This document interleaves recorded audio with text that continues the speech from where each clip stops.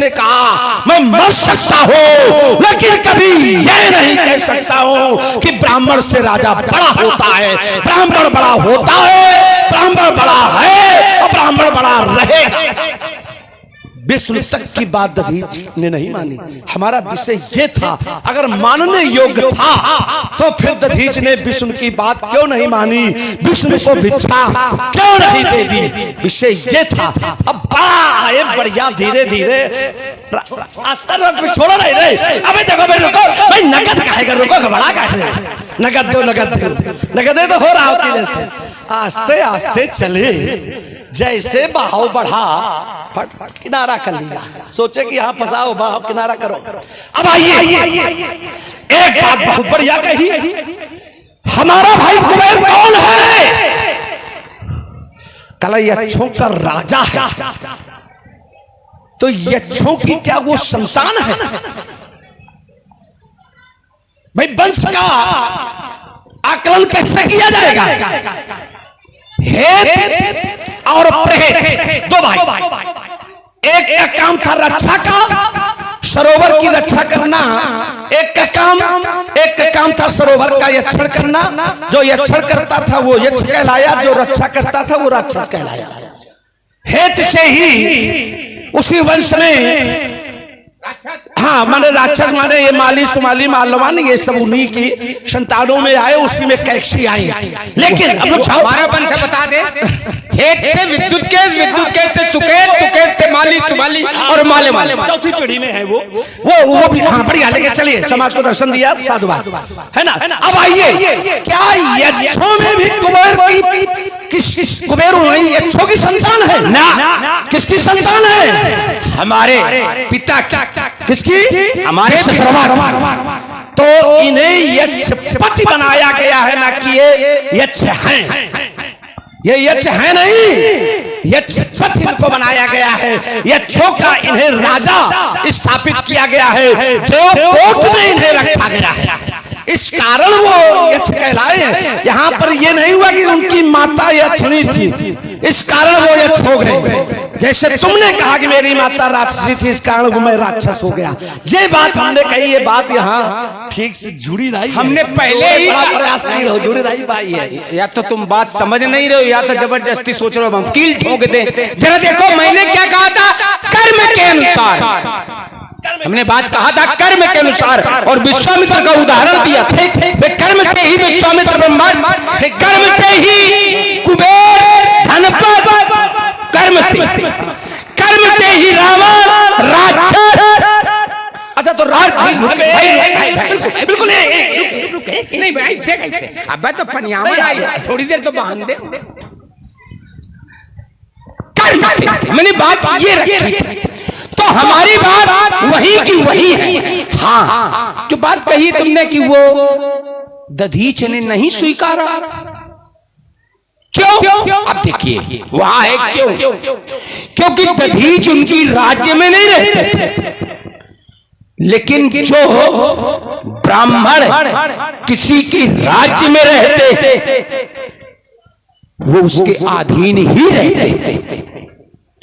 उसके जिसके राज्य में रहते वो उसके अधीनस्थ ही रहते। और इसका सबसे बड़ा उदाहरण उस समय मिलता है जिस समय एक बढ़िया यात्रा करा रहे देवयानी को आए तुम्हारे गुरु की पुत्री, ठीक है, देवयानी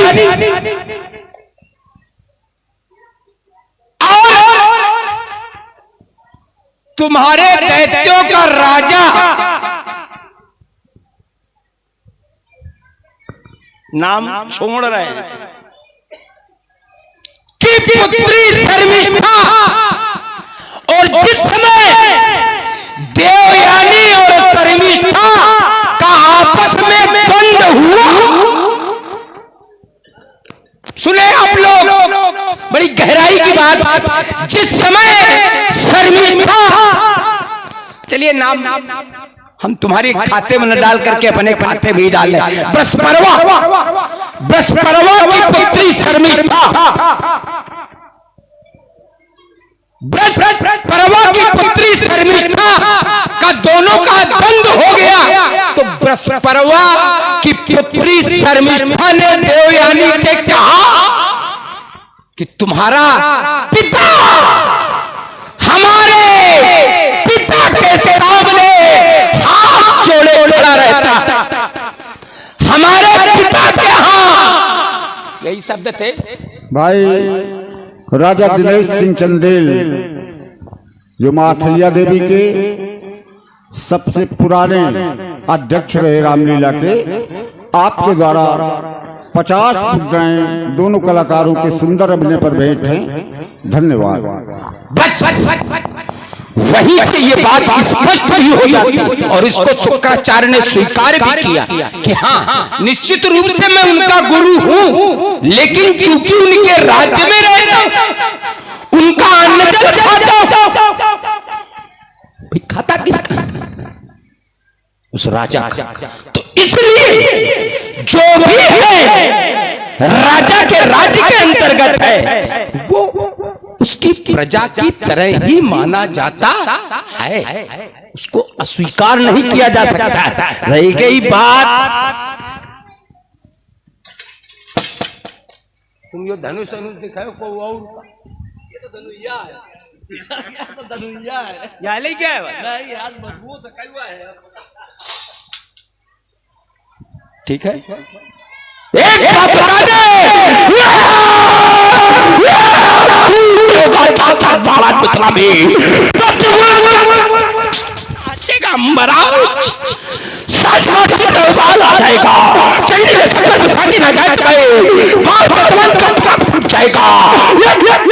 खटके की चंदा तो शत्रुओं के रंग का नाम। चलिए धारा बदली है, अब उत्तर करना उचित नहीं है, क्योंकि अगर उत्तर प्रत्युत्तर चलता रहेगा जो और लोग बैठे हैं तो फिर इनके लिए समस्या हो जाएगी। तो उत्तर पे उत्तर अब ना हो, क्योंकि अगर हम उत्तर करेंगे तो ये मानेंगे नहीं, ये उत्तर करेंगे और जब ये उत्तर करेंगे तो फिर हम भी नहीं मानेंगे, हम भी उत्तर करेंगे, तो उत्तर पे उत्तर चलता रहेगा। तुम एकदम मान जाओगे, हम का तुम का हम मान जाए तो रावण का नहीं, हम ना माने, इसी वजह से हम माने जा रहे हैं।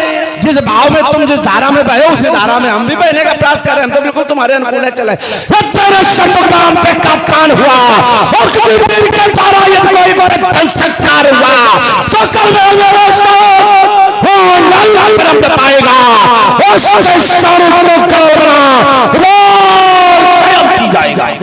ऐसे हो जाओ तो सावधान, अब बैठ ही चल पाएगा और सीता केवल के चांद है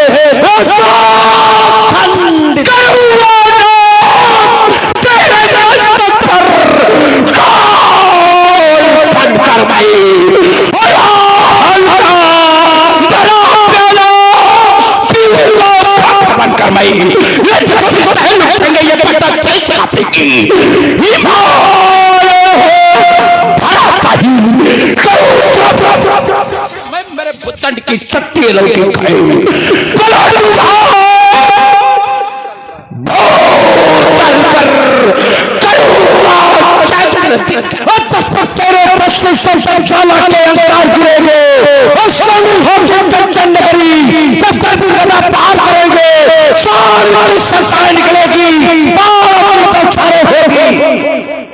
दूरी बनाए रखो, सावधानी हटी, दुर्घटना सांस ले रहे हो, सांस ले रहे बच गए, चल ही रहा है बिल्कुल हमारी धाड़। देखो बच्चे की और मरे की चिंता वीर लोग नहीं करते, क्योंकि कवि वही जो निज कविता में भाव है तूफानी और वीर वही जो देख चढ़ाते चढ़ती हुई जवानी। संघर्ष में लंगर जब पड़ेगा दक्षिण का तो काका ब्रह्मांड पर देखते पीछ का टक्कर पंचायत हो कैसे पर तो बैठे बैठी तोता का रावण का नारैया नारी चंदो चक्की तलमाई हो चुका था दाना पहले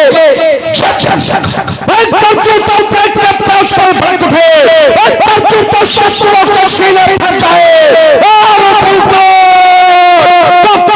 करते लगे, दिल में मरीज हो चला के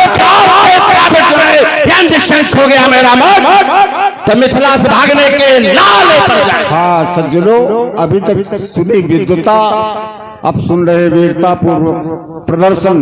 प्रभावित हुए हमारी रामलीला समिति के कार्यवाहक अध्यक्ष आपकी ओर से 50-50 मुद्राएं दोनों सुंदर अभिनेताओं के लिए भेंट है। धन्यवाद।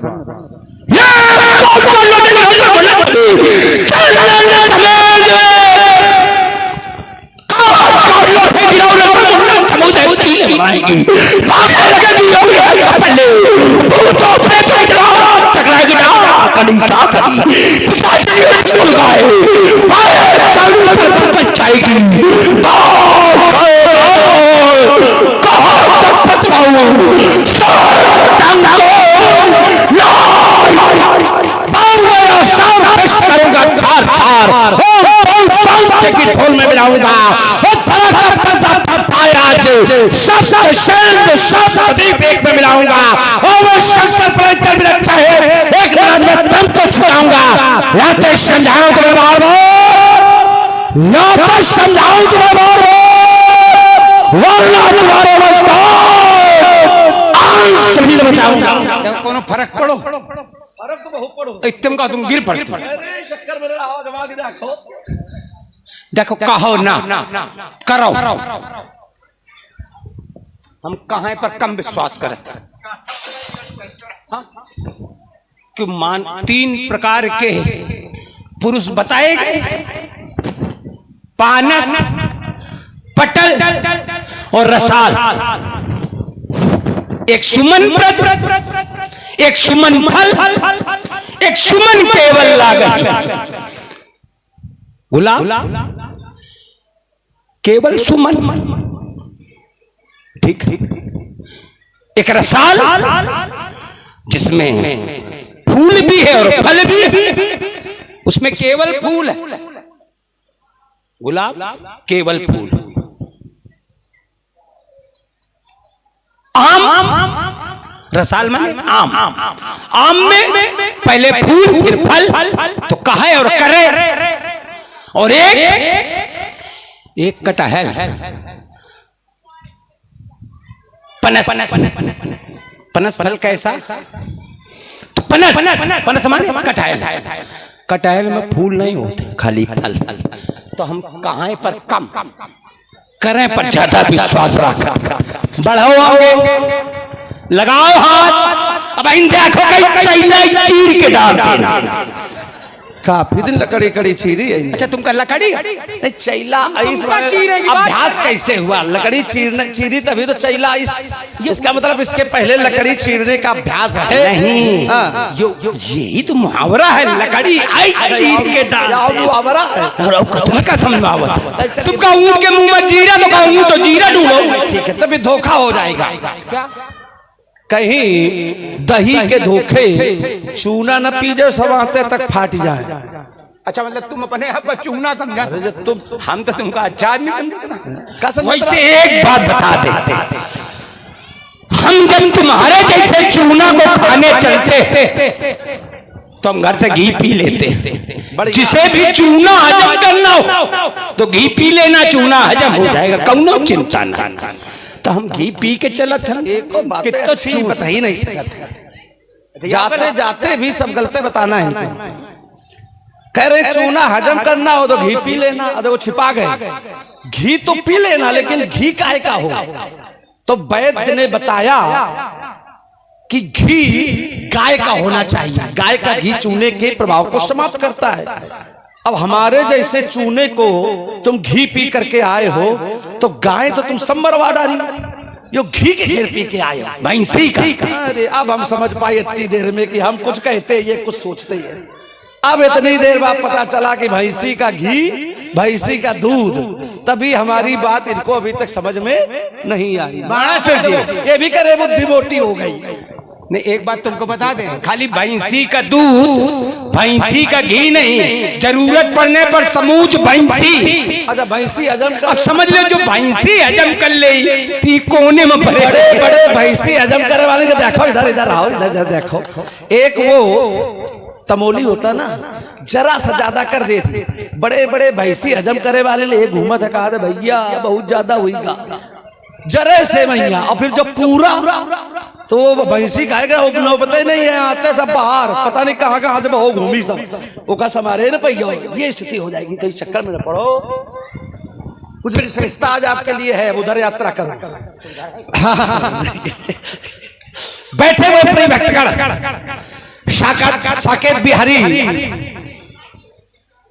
के पवित्र पावन दरबार में हम सभी लोग एकत्रित हुए हैं और शाम से पूर्ण आनंद प्राप्त कर रहे हैं विभिन्न रसों के माध्यम से। अब हम लोग धीरे धीरे लीला के पड़ाव की ओर बढ़ रहे हैं। बैठे हुए प्रिय भक्तगण, सभी के पास बिहारी की कृपा से दो दो हाथ होंगे, दोनों हाथ उठाओ और तीव्र स्वर में जय घोष करो। चोरी मत करना, अगर चोरी की तो समझ लो, देख रहे हैं इसमें हाँ खुले भी है पट, बिल्कुल सब बिल्कुल निगाह उनकी है पूरी तरह से। दोनों हाथ ऊपर उठाओ, तीव्र स्वर में जय घोष करो। बोलो जगन्नाथ की